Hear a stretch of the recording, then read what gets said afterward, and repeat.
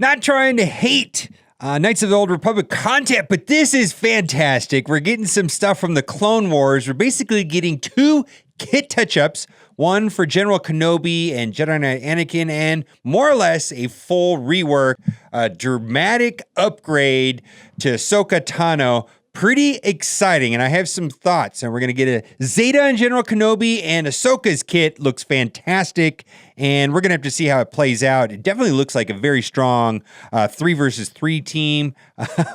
Let's just get into General Kenobi, because really, this is a character and a kit that has been essential and important for a long time, relevant for a very, very, very long time. And we're just going to go. Our basic attack remains the same. There's some small rewording in his first special: dispel all debuffs from all allies and grant them opposite buffs, if any, for 2 turns. That's just a clarification of the wording. Really, there's no change. All allies that were not debuffed gain retribution for 2 turns. General Kenobi gained 60% turn meter. Before it was 50%. So this will make an impact immediately when this goes live on Jedi Knight Revan teams, because General Kenobi is a vital cornerstone of that team, and General Kenobi has been important for a very long time. Special number 2, lead the charge. And there's just some minor boosts right here. Jedi Knight Anakin and Ahsoka Tano are not affected by this damage penalty. Normally when there is a lead the charge, if they have buffs, they attack, dealing 30% less damage. And we'll get into it, but in Ahsoka's new ability, she will assist whenever a Galactic Republic does a special ability if there's a Galactic Republic leader. So that means she will hit twice, and she does a lot of fun things with her basic attack. I'm thoroughly thrilled with Ahsoka's kit. Looks very good. Then we get a Zeta on General Kenobi. If all allies are Galactic Republic, General Kenobi taunts for 1 turn. Whenever another Galactic Republic ally loses any protection up.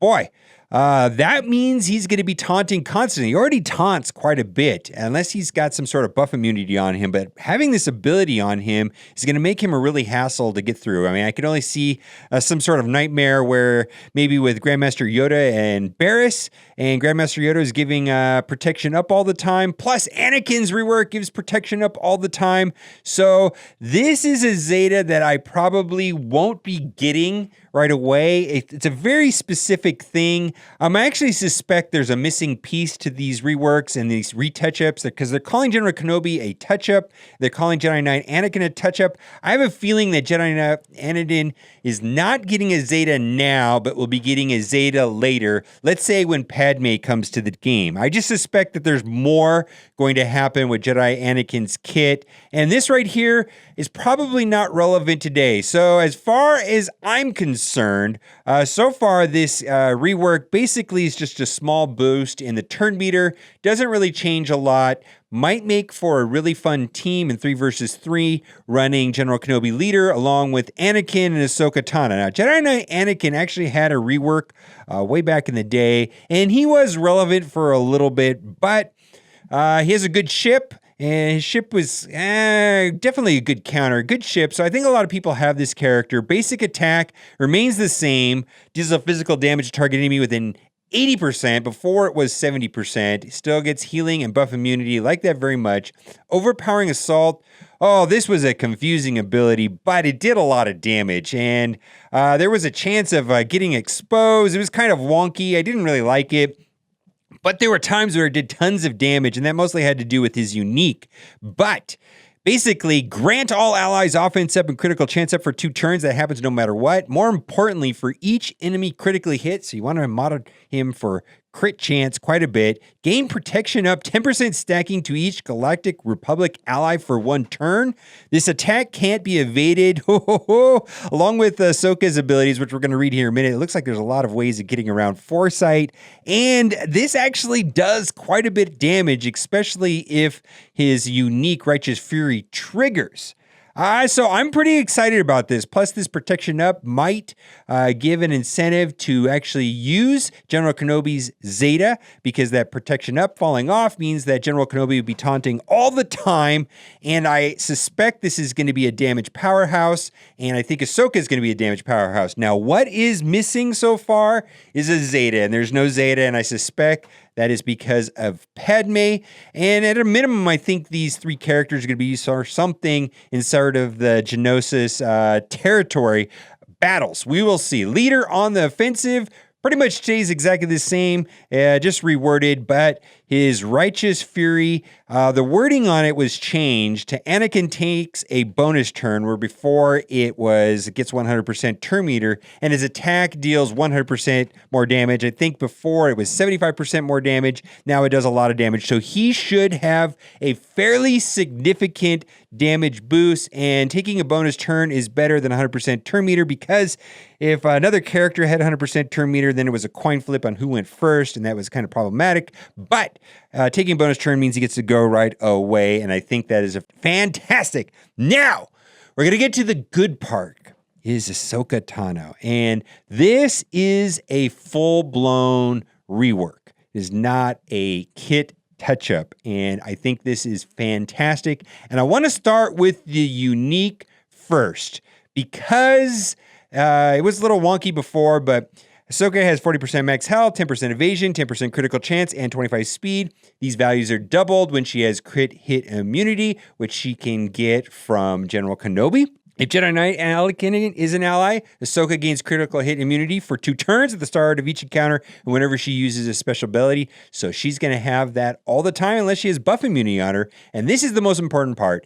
If the ally leader is a Galactic Republic, Ahsoka is called to assist whenever another Galactic Republic ally uses a special ability. And the reason why this is important is because their basic attack does a lot of really cool things. I'm actually fairly excited about this. Focus / deal physical damage to target enemy and dispel all buffs on them. That is very good. Think about Nihilist basic attack. This is useful. On a critical hit, dispel all debuffs on Ahsoka. And she's going to be assisting all the time, so that means she's going to be able to clear effects. No need for R2 on that, right? No need for R2 on this team. And another random Galactic Republic ally. Barriss has a way of dispelling random effects also. This attack can't be evaded if the target has foresight. Wow! They definitely have some foresight hatage, not only in this, but on Anakin's AoE ability. This is also gets lots of fun. I wanted to say that when General Kenobi calls it assist, she's going to assist and not have the damage penalty, and she gets to attack again. Ooh, that's going to be a super attack. Tons of fun there, lots of damage, protective maneuver, and I like the way this reads. Deal physical damage to a target enemy if Jedi Knight Anakin or General Kenobi is an ally. Deal damage again. And if both of allies, deal damage a 3rd time. If the ally leader is a Galactic Republic, this attack deals 50% more damage. All allies recover 20% health, and all Galactic Republic allies gain protection up for 1 turn. Again, the Zeta on General Kenobi, but definitely synergize with that. For me, this seems like a very viable, very useful 3 versus 3 team. It can be very scary.